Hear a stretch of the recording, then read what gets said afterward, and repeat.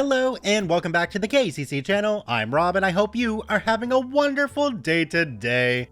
Today we're jumping into some malicious compliance. Before we start, if you're new here, make sure to hit that subscribe button. It's completely free and I might send you some cookies in the mail. Alright, our first story today comes to us from Zavarakatranemi. I think I got that right. You need to see my father in person? Zavara, the great mystic of the beyond, shall grant your request. Let's jump right in. My father died 20 years ago and left me a tiny cabin house. He loved that place, built it himself, and tended to it religiously. After he died, I couldn't find it in my heart to visit because every rock on the wall, every flower reminded me of him. My mother never cared for it even when my dad was alive. So within a few months, I realized that it would be a while before either of us would be ready to spend time there again. As such, we called up the electricity, telephone, and water companies to shut off services to the cabin until further notice. While other companies complied without an issue, the water company decided this request could be made only by the person whose name was on the bill. Mind you, their fee, due to zoning and a well on our property, was less than €2 per month. Repeatedly faxing the death certificates as well as next of kin transfer of the title got us nowhere. Dozens of calls per month, several emails, in-person applications, smoke signals, interpretive dances, telepathy, etc. Nothing made any difference. Both me and my mother were entirely flabbergasted. So we asked around and found out that indeed, the process is unsolvable and, albeit not technically legal, people stopped paying those fees and the water would get shut off anyway as a result. Getting any lawyers involved would not be worth the money, so we did just that, discontinued the connected bank account and never gave it another thought. 2 weeks ago, while at my family house, I got a call from the water company. They were closing inactive accounts at the 20-year mark, and my father's cabin was up. They did, however, tell me that 1. There was a pending sum of €11.93 to be paid for the account to be closed, and 2. The account owner themselves had to make the application to close the account. Once again, I mentioned the whole, he's dead spiel and was passed over to a supervisor, but in a reminiscing demonstration of absolute absent-mindedness and stupidity, the response I got was, unfortunately they have to show up in person as we need a paper copy for accounts older than X years, otherwise we can't proceed. Now, I don't know how widely common this is, but in my country, you rent the burial site or grave in 3 to 5 year increments. My father's grave 20 years were up in August, and my mother decided it was time to unearth his bones and surrender the site. As such, we had just been delivered a very respectful package with my father's remains, cleaned and curated only that week. Everyone that has ever gone through this process would recognize that box for what it is. And what it was great timing. 2 days later, I went to the water company's local office. I wore my most purple, silky goth outfit, dark makeup, and oh so heathen jewelry, and carried a large bag with me. I asked to speak with the same supervisor, who luckily for me was in an open space area with their team's director and quite a few more desks. After confirming with her why I was there, she started telling me the whole "he needs to be here in person" thing again, but I interrupted her and told her, I know what you will say, so I brought him with me so he can tell you himself. I plopped a Ouija board and the box with my father's remains on the desk and loudly shushed the area. Heads turned, her director looked up with a WTF expression, and the supervisor herself was frozen and wide-eyed. I placed my hands on the Ouija board and just as loudly started asking my father's spirit to communicate with me, show me a sign he was there with us, reach out to me from the grave. Everyone was silent. People walking by the door stopped and stared. I threw a few "Papa, can you hear me?" in there as well for dramatic effect. In comedic timing that happens only once in a lifetime, I think a pen or something small fell down from someone's desk behind me, which against the silence was quite startling. Excitedly, I moved my hand to yes and proclaimed I needed his help in the form of his signature from the beyond in order to close his account. Finally, the director snapped out of it and came over with an, "All right, I can help you over here. I think this is enough." But hell no, it wasn't.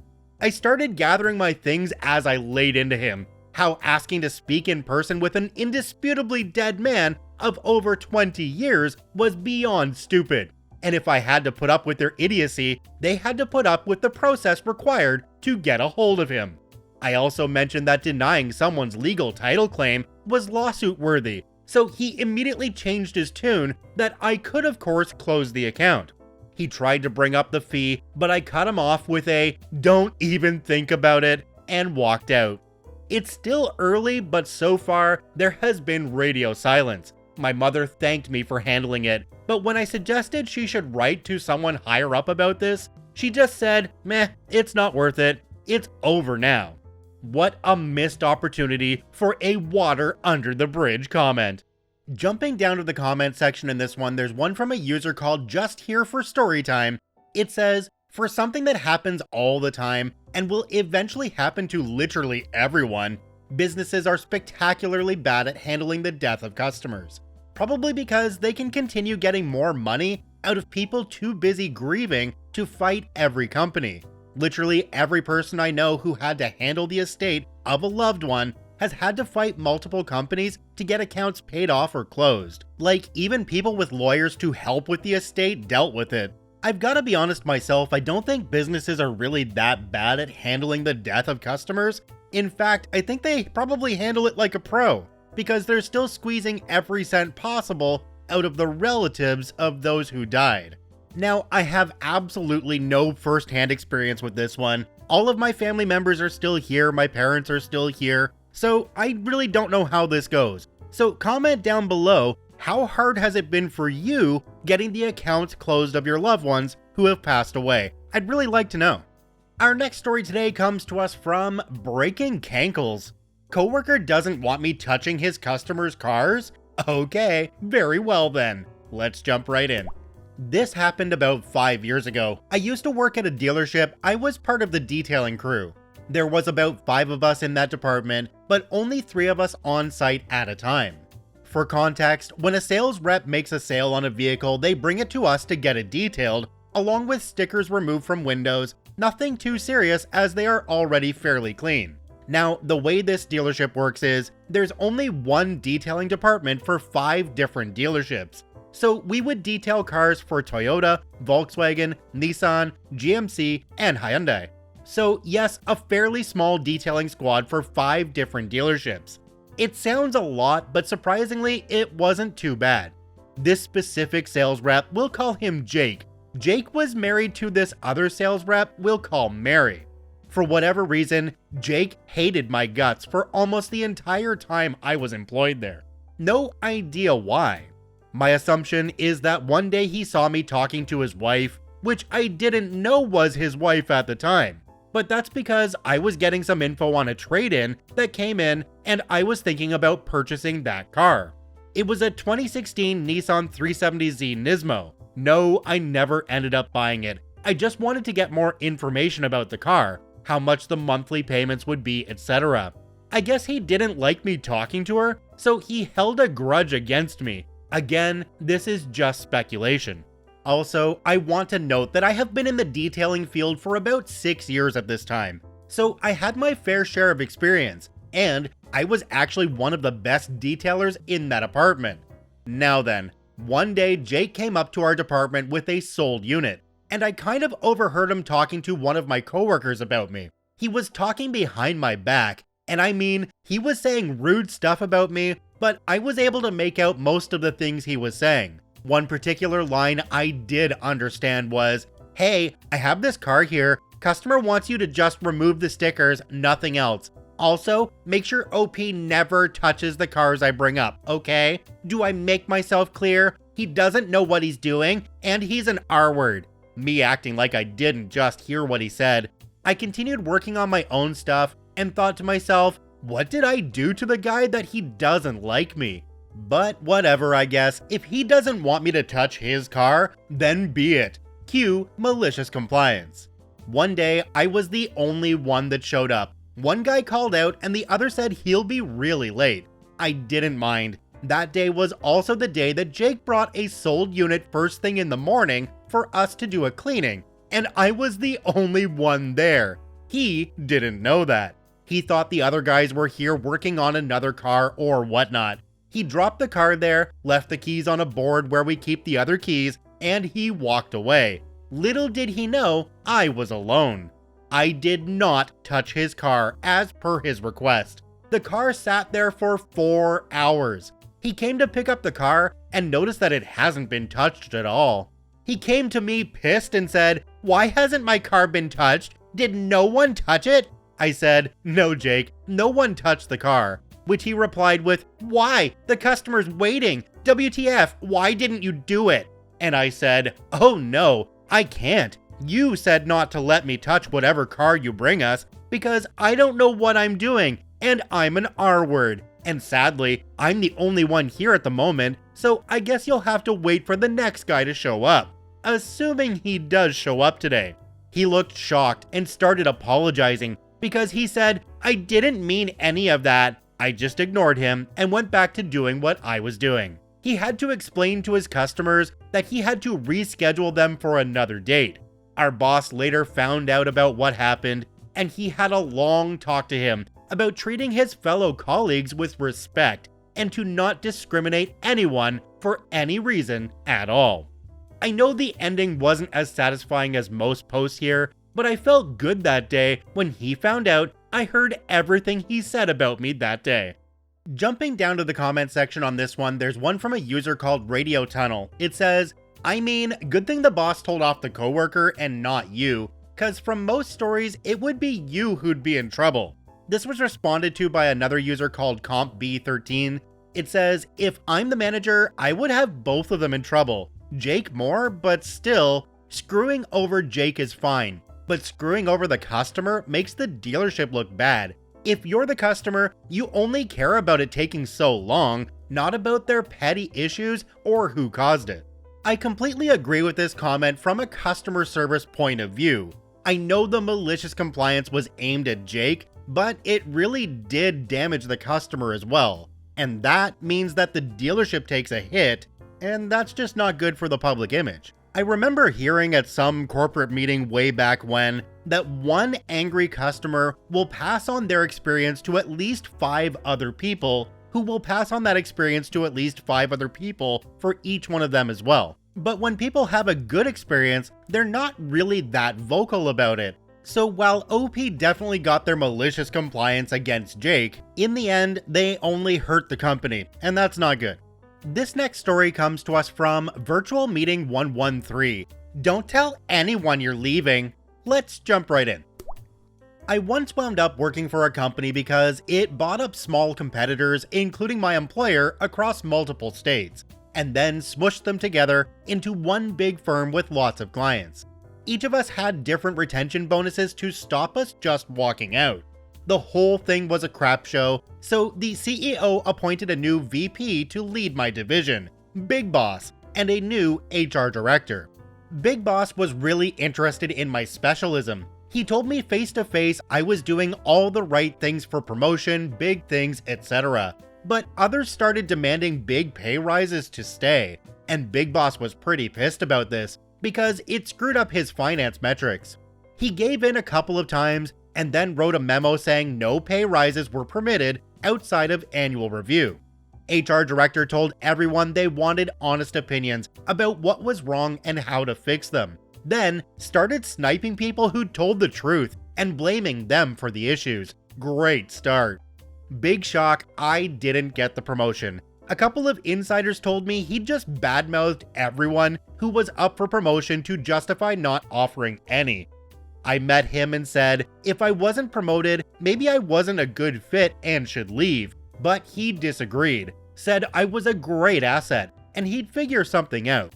My manager came back with his offer. It pushed the retention bonus further into the future, added some withheld stock perks, pay rises that would build over multiple years, and Big Boss would support me for promotion next year. Basically, nothing now, but maybe in the future. The shrug as my manager handed it to me said everything.